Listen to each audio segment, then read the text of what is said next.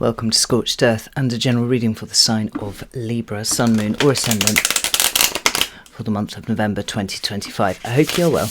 I have not been, and that's why these readings are late. I'm very sorry about that. I was hoping to recover faster than I am doing. Anyway, nevertheless, we shall plough through. Thank you very much for your patience. It is much appreciated. Right, the deck I am using for you today is the rather beautiful Time Tarot, which popped out yesterday. Really, for the first time. I've had it for a while, but I haven't read with it, and I haven't actually even studied the pictures that much either. So there's a certain novelty to this deck. Anyhow, before we begin, if the reading resonates with you and you would like to go a little bit deeper, there will be an extended that is accessible at the end. That's via the first link in the description box below. Alternatively, you could come join my private community, which is the Order of the Phoenix, over on the Circle platform. There you get access to all of the extended content for no extra cost beyond the membership fee, which includes weekly energy readings, which run anywhere from 40 to 60 minutes long every week. Additionally, you can hang out with some really extraordinary people. They are quite magnificent, all of them. And if you join at the higher tier, you can come participate in the live classes that we run over there a couple of times a month. So if that sounds like it might be of interest to you, you know what to do with those links. Right, let's flip us around here and get straight in. What's going on for Libra, please? 3 cards for Libra. There's the first one. We have the 7 of Pentacles in your recent past. What about current energy for Libra, please? Oh. We've got the Knight of Wands, but I feel like that's an additional energy rather than the main energy. It kind of slid out sideways. I don't really do this very often, but I kind of want to put something else on top of it. Anyhow, what's coming towards Libra, please, the rest of the month? We have the Wheel of Fortune. Right. The King of Pentacles is at the bottom of the deck here. That's Taurus energy, and obviously, Uranus has moved back into Taurus. So wherever Taurus is flagging up, we have themes of a Taurian nature. You will have to look at your birth chart to see what house for you is ruled by Taurus.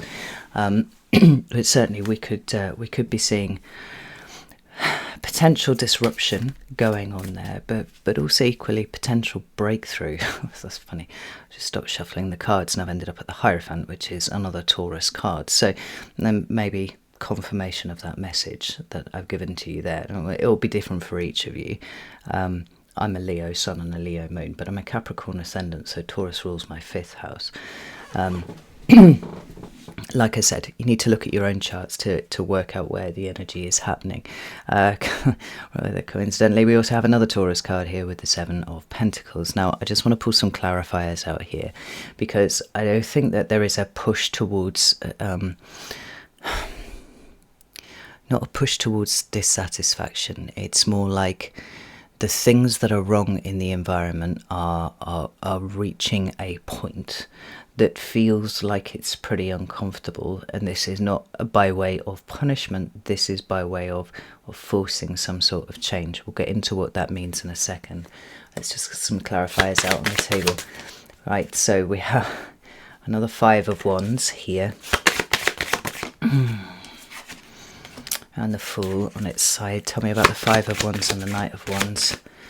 5 of Pentacles and the High Priestess, and then the Wheel of Fortune. Why is that here, please? We have, I thought it was Ace of Wands and the 6 of Wands. 10 of Pentacles is at the bottom of the deck as well. Right, as is often the case with so many things, right, we need to reach a point of peak discomfort before we are... before the cost-benefit analysis, which is really quite important for you anyway, Libra, right?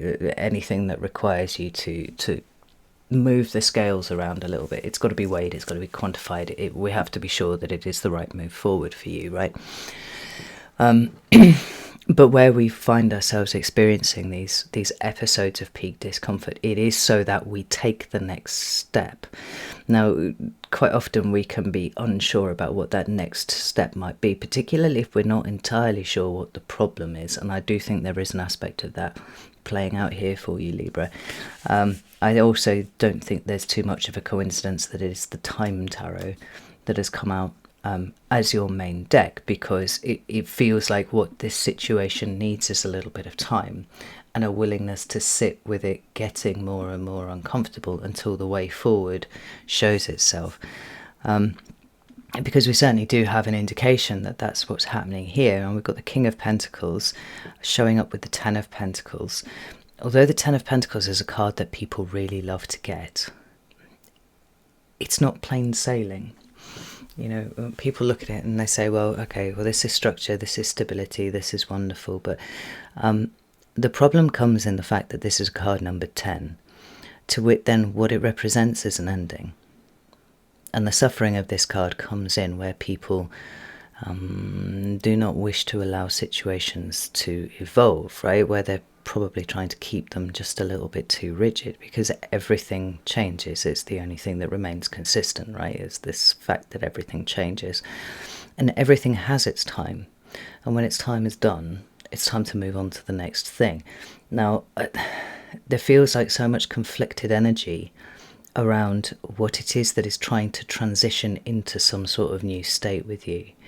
And I feel like the rigidity that perhaps we might input from the energy of the King of Pentacles is that kind of like, why can't it just be straightforward? Why can't it just stay the same? Why can't it be stable? This is what I have built. Now, the King of Pentacles should ordinarily understand the cyclical nature of beginnings and endings, the initiation, the building, the consummation, if you will, of the vision and the effort, and then the next step. But I feel like you see the Hermit's there too. There's a lot of things that are changing inside of you, and so although you're trying to hold on to the stability of what you've built, at the same time, like I said, there's something shifting inside, and it's got a lot to do with this what's the word that I'm looking for? Rigidity. The need for stability, the needs for security. Now, you know, to be fair, I am reading for you here in November 2025, and quite frankly, I think concepts such as stability and security and structure are rather of the old world now. They're not part of our current understanding, and they're certainly not part of at least the short-term future, if not the medium-term future too. You know, where the security and the stability is most important is internally, and I don't feel like you have that either yet at the moment, Libra. Now, this is, please don't misunderstand me, this is not a criticism, that everything feels like it's internally very chaotic, which is exactly the process that we go through when we are evolving and upgrading some aspect of our consciousness, right? So to that end, you know, growth without some sort of corresponding growing pains probably isn't growing enough. If it doesn't feel like it's kind of wrenching you a little bit, if it doesn't feel like you're, you know, violently conflicted about something, then in all likelihood it doesn't represent a true growth trajectory, you know. It's just I don't know, breathing out a little bit.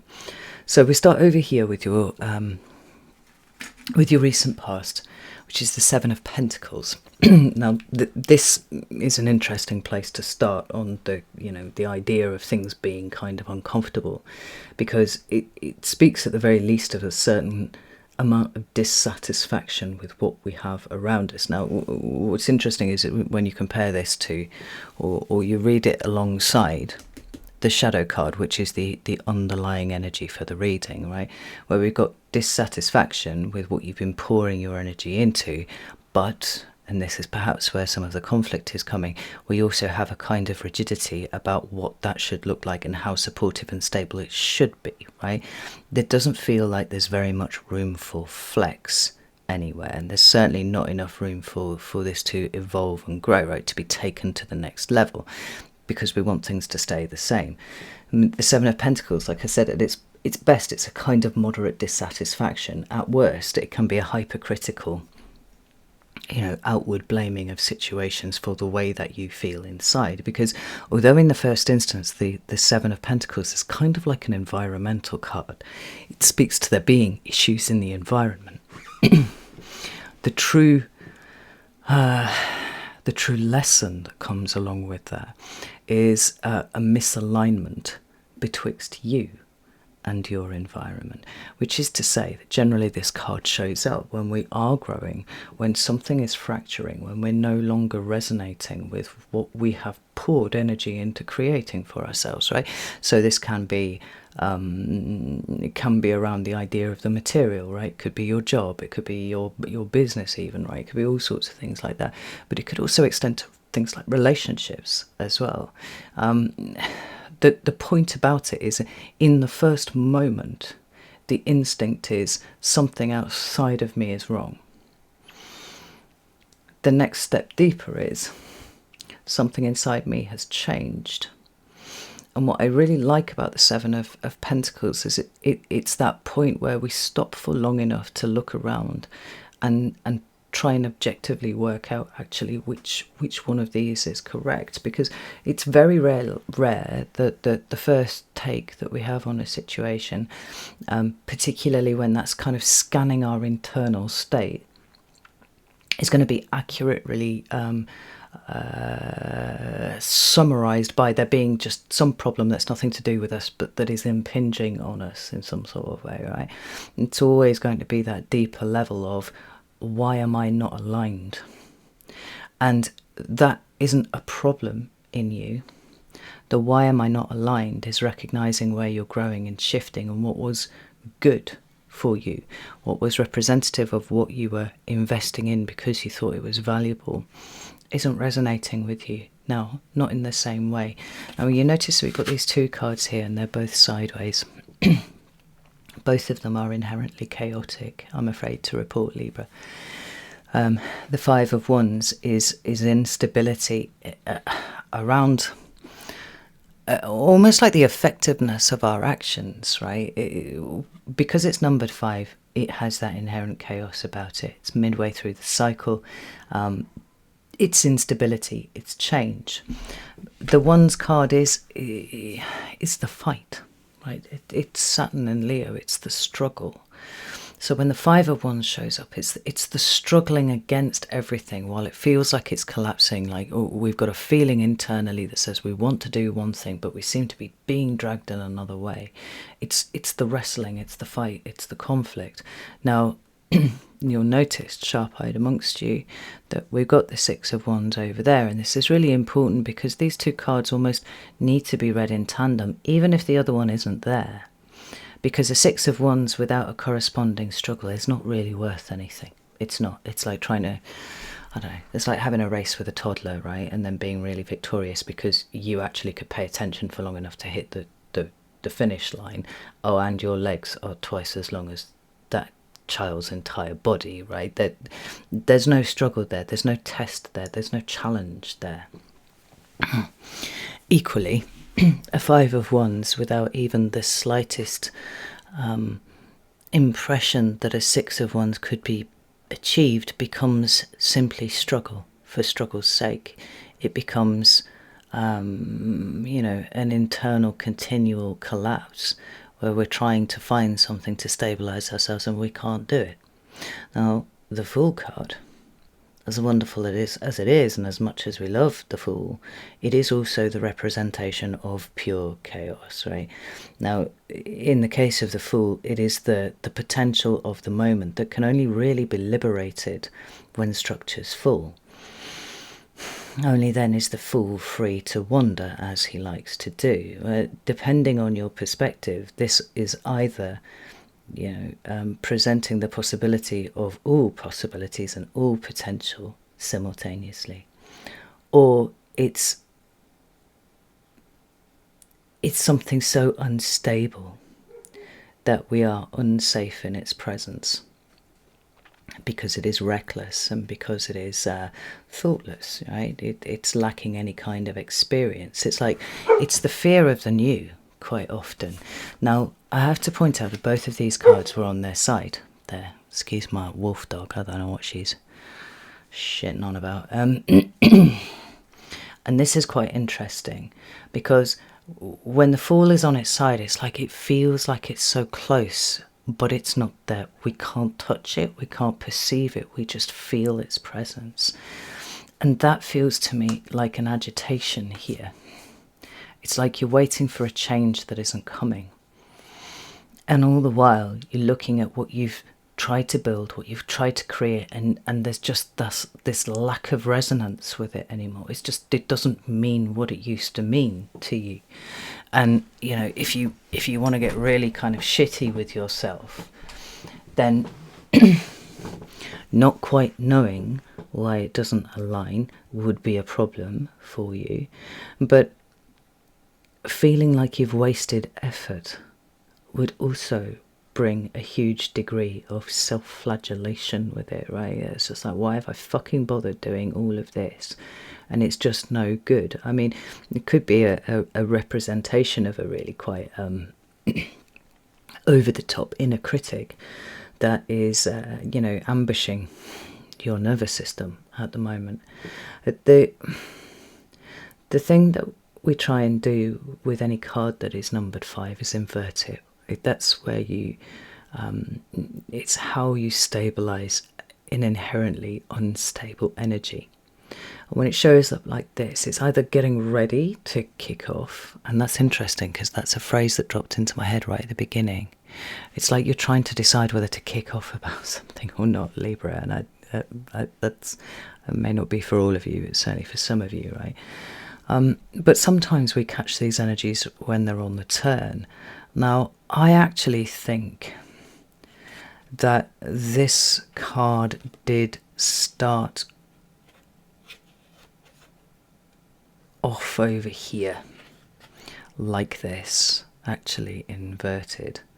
It's because the discomfort was not enough to cause a true state of conflict, right? Whether this is internally or whether this is with someone else. But as the frustration around the energy that is represented by the Seven of Pentacles is starting to get more and more intense, and simultaneously you can also feel, maybe even to a degree, like feeling how you're becoming more restricted by everything, just the energetic presentation of everything around you, relationships, the circumstances, your work situation, whatever. It's kind of like pressing on you a little bit. It's close, but you can't fucking touch it. You can't work out how to escape from it. Now, the reason that I said I think that this card was like this over here is because I think as we're catching it here, we're definitely getting closer to the question of, do I kick off about this or not? And the question is, you know, particularly if this is a state of internal conflict, Libra, like who would you kick off at? And is it actually reasonable for you to do that? Because like I said, the surface interpretation of the Seven of Pentacles is, hang on, there's something wrong with my environment. The deeper interpretation is, I am misaligned. And I think I'm misaligned because I've grown past what this can achieve for me. I mean, it's almost like the King of Pentacles is looking at this Ten of Pentacles and saying, you know, we've actually gone as far down this road as is possible for us to go. Like, this is rigid because it cannot grow anymore.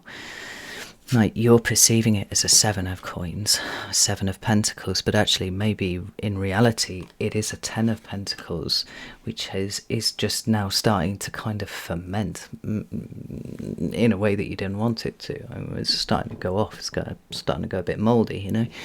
So, excuse me.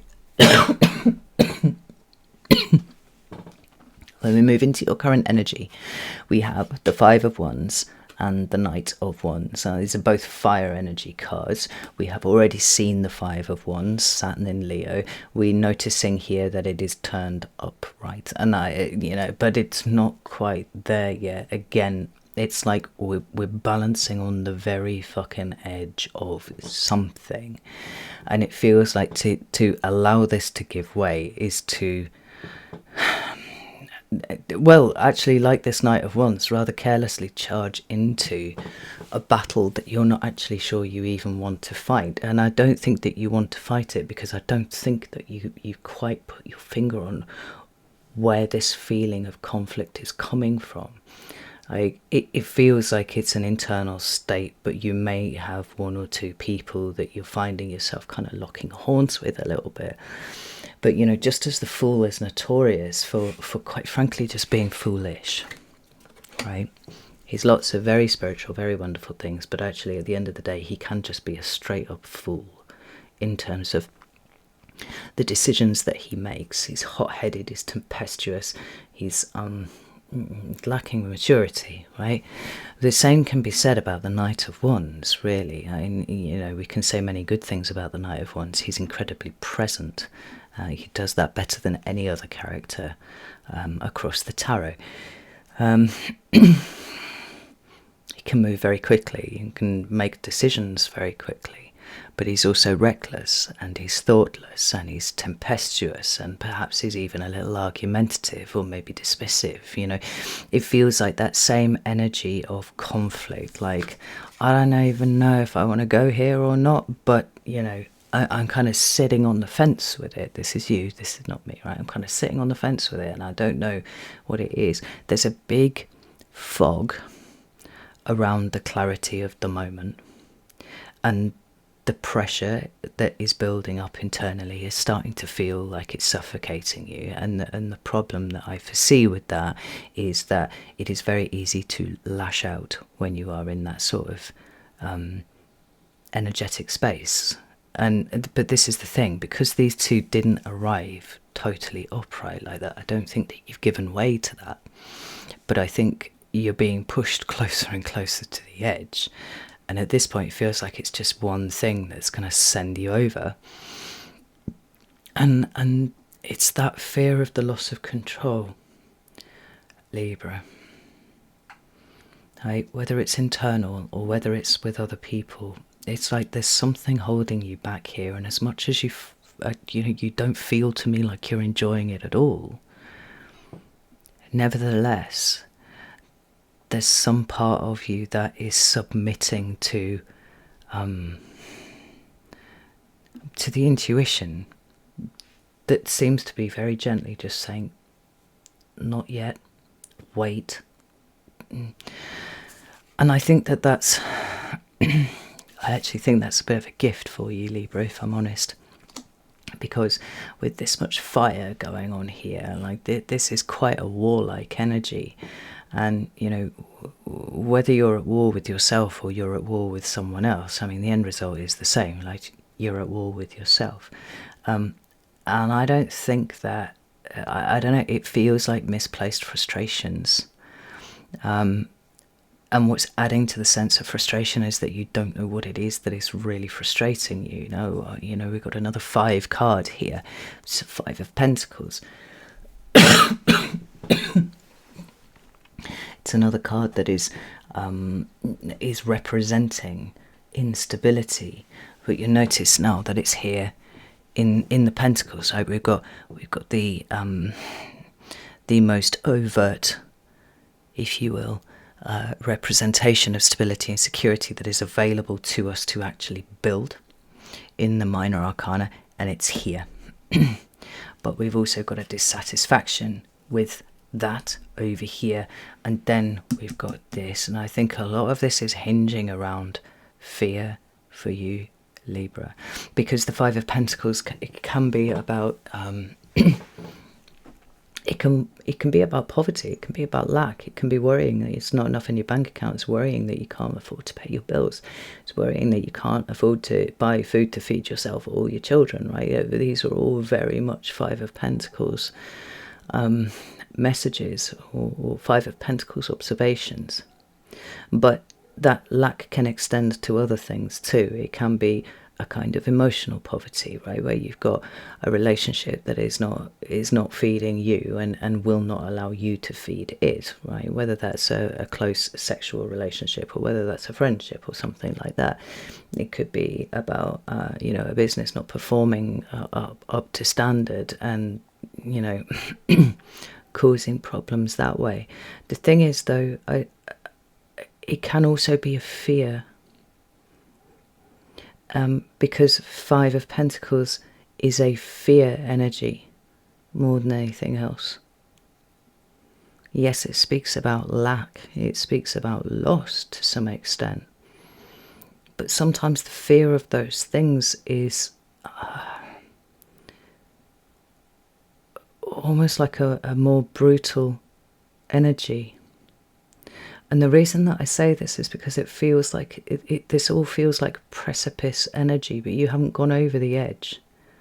If you had gone over the edge, I would understand why you were getting ready to go to war, right? Either with yourself or with someone else or whatever, but it's not there yet. Which means that the Five of Pentacles isn't there yet in that realistic sense. But the spectre of it is something that your nervous system seems to be responding to as if it were real. Which says to me that the thing that you're fearing is that all of this might come to pass. And there's so much fucking tension here. There's so much tension. And your saving grace at this point, I think, is the High Priestess. Because it feels to me like the High Priestess is, she's the one who's got her hand on your chest. It's just, oh, wait a minute, Libra, wait a minute. Like, your intuition is saying that there is going to be a point in the not too distant future where somehow this is all resolving itself, but you can't see it. And the closer and closer that you're edging towards this precipice, the tighter and tighter your chest is becoming, and the less and less you feel like you're able to breathe. It's like it's a complete fucking fear of a loss of control. In the first instance, around the thing that is troubling you, but in the second instance, around how you control yourself. I said, these two energies here, they're known for being thoughtless, they're known for being reckless, they're known for, just going off. There's nothing measured about either of them. And there's a feeling here that if you go that way, you may not come back from it.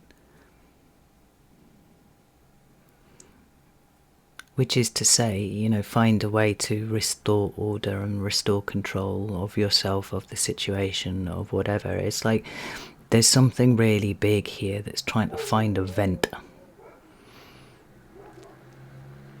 The funny thing is, though, I think the worst thing that could happen for you is the vent right now, because this feeling of discomfort is so strong. It's pointing you in a direction that you quite likely would not have taken were you not feeling so frustrated as you are right now, right? This is the energy of the High Priestess. She's very soft. She's not forcing anything. There's a great passivity with the High Priestess, but there's something that's holding you back here. And it's saying, wait. It's saying, have faith. It's saying, trust. The intuition that you've got is correct, and it will resolve, but you're going to have to tolerate that rising stress level until it does resolve, right? So then we move into the rest of November, and I feel, I don't know, this is a half-baked thought at the moment, and I haven't really fleshed it out properly in my head, but I don't think that reading for the months is the right call. I don't. I think reading for the seasons is the right call. So, although on the face of it this is a reading for November, I feel like this is actually more of a reading of Sagittarius season, right? Which is incoming for you, right? So we're taking in the end of November, but we are also expanding into December, right up till the 20th, 21st. So we have the Wheel of Fortune. Now, the Wheel of Fortune is, to some extent, it can operate a little bit like a tricksy energy, at least when we are right in the middle of things. Because what the Wheel of Fortune is, it's moving the big picture. right? And the big picture is the thing that we rarely actually get a chance to perceive. The only thing that we can do is like shown in this card here, really is perceive the moving of the second hand. We don't see the moving of the minute hand. We definitely don't perceive the moving of the hour hand. And so, the clock almost in this instance is showing there's the 3 different levels on which things are happening for you, right? So the tricksiness isn't actually tricksiness at all. It is a trick of the human mind to think that we're just struggling, and and that the universe, for whatever reason, is deciding to be punitive rather than generative, like we're always told it's generative. So why do I feel like shit, right? The universe is getting ready or has been working behind the scenes to get you to a point where you lose the rigidity, right? What it is that you've been trying to cling to, whether that clinging to is something that is actually ready to end. And I do wonder if you realised that it actually has reached that point yet, or whether you've just been looking at it as a 7 of Pentacles. I'm not sure. It's ready to move on to the next stage, and there is, by definition, something I think that needs to be let go in order for that to happen. But I think you've been trying to hold on to everything and keep everything as it is. I have my Mars in Libra, and one of the things that is which is not a good place to have Mars. Mars doesn't function very well there. And Mars doesn't function very well there because Mars wants war, right? Mars wants to be at war all the time with everything. Mars wants to be asserting his ego over everything, right? My way or the highway, that kind of thing. The energy of Libra is ruled by Venus. It is much more cooperative and collaborative and harmonious. So you put Mars in there, and yeah, that's a whole thing. But one of the things that I've noticed, certainly in my younger years, I'm probably a little less guilty of it now, but not too much, is that when there was upset, when there was strife, whether it was between me and somebody else, or 2 other people, or even just me with myself, because of that desire for harmonious relations, I would be more inclined to act as a mediating force, rather than coming down on a side, right? And the problem with that is that, taken to an extreme, which I absolutely did, it becomes people pleasing, right? It becomes saying whatever is required in the moment to restore everything back to the state of peace that we found more safe than the threat of war that has been happening here. Now, the problem with that is, as I'm sure you're aware, there comes a point where, in trying to keep everybody happy, you end up losing yourself. Everything happens at the expense of self then, and actually all you really do is smooth over the top. You never really deal with the seismicity of the problems underneath, and sometimes what a situation needs is a volcanic kind of outburst. So I can see how this situation has been developing with you, and why it feels so uncomfortable. I'm not saying that you should give in to the impulse, because I think there's a reason why your higher self or spirit or the universe or whatever is saying, just wait, just be patient, just watch, just witness, have faith, listen. Because the bigger picture here that is playing out is taking this out of your hands for some reason. Now, it's taking it out of your hands in a way that is beneficial, but the Wheel of Fortune doesn't imply that things are good for you all the time, right? Sometimes things are bad, sometimes things are good, right? We have to kind of approach life with the stoicism of understanding that sometimes you're on the upward turn, sometimes you're on the downward turn, but everything evens out in time, right? It is what it is, and all that. And I think that the way that the universe is taking this out of your hands is it actually feels like it's somewhat of a reward for the patience and the self-control, even though it's felt like anything but to you, that you've exhibited during this time. Because the breakthrough moment here with the Ace of Wands and Six of Wands could not be more explosive if it tried. Well, I mean, I guess it could have the Tower there, right? I feel like it's a little... That's weird. I just cut the deck and there's Six of Wands was there again. The thing that's really interesting about this for me is it has the quality of an epiphany without it being represented by epiphany cards. And that could be quite confusing, but for the fact that we know that the Six of Wands is absolutely related to the Five in so much as they should be read together, and what we've got is the way that you have struggled recently, having some sort of resolution that follows actually very naturally on from the nature of the struggle that you've had. So the Six of Wands is about victory and it's about success. It is Jupiter in Leo, right? We go from Saturn and the energy of struggle and limitation and strife and hard work and all those kind of things to Jupiter, which is much more, expansive and benefic and all those wonderful things. But it's happening by way of a simultaneous Wheel of Fortune and Ace of Wands. Now, sometimes I see the Wheel of Fortune as being a little bit more like the point where we recognize something that we didn't see, right? If you look on the Waite-Smith deck, you will see that the World card and the Wheel of Fortune have a lot in common. Right? They're structured almost identically. We've got the 4 fixed signs in the corners.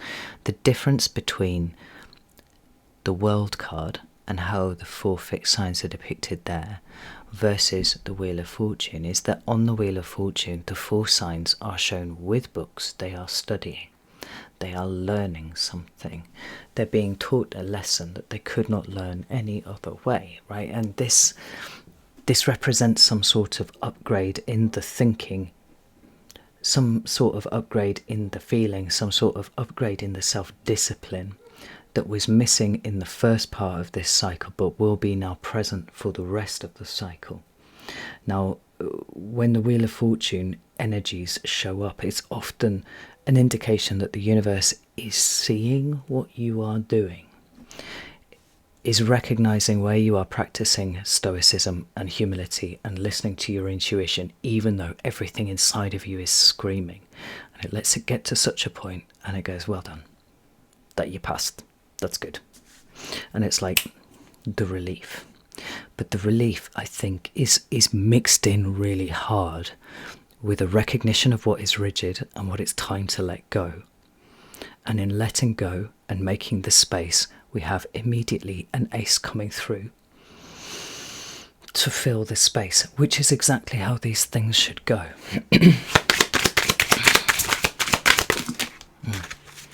Yeah, so we have the Seven of Pentacles, we have the Ten of Wands, and we have the Star card. No, that's the bridge, right? It's like, what are your... I look at that. Ten of Swords is on the bottom of the deck there as well. Well, this is really important because this is saying the endings are myriad, but actually everything starts with you allowing, you accepting that this is what it is, right? And whatever your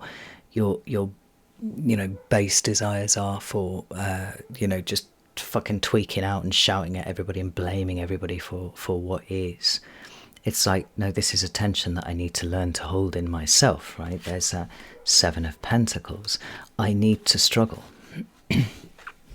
10 of Swords, 10 of Wands, 10 of Pentacles too.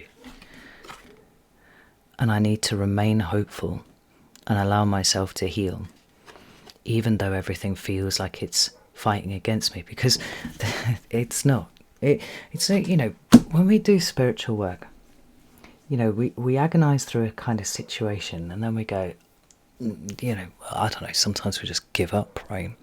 Certainly in my case, that's what's happened. I've just gone, fuck it, I can't fight it anymore, that's it, I'm done. And it's in that giving way, in that moment, when I stop resisting, and there's a lot here about stopping resisting, then suddenly space has been created and the universe rushes in with a solution, right? I can't tell you the number of times that that's happened to me. It's huge. But then the next time a situation like that comes along, you're like, I remember this from last time. I know exactly what to do, right? And we give way in the way that we think that the universe wants. But the lesson is always something slightly sideways of what you think it is. So you do that thing and then it doesn't work, and then you agonize for ages about why that's not working, because it's clearly exactly what the universe wanted you to do. And then after a while the penny drops and you do something a little bit different and the universe goes, well done, that was it, that was exactly what we wanted you to see. Now what this is saying here is there's a lot that needs to change, because it needs to reflect who you're becoming. And while you've been trying to hold on to the endings, or trying to hold on to what you know, even though it's not aligned with you anymore, you've not allowed the space.